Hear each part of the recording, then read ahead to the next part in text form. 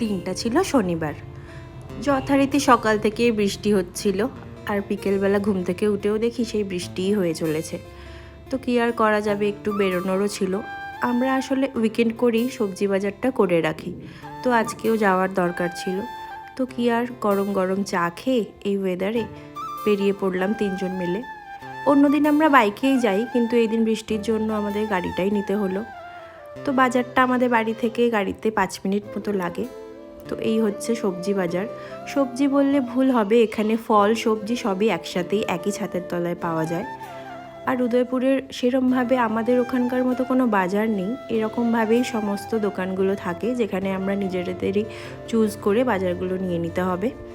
তো আমাদের যা যা দরকার নিয়ে নিলাম।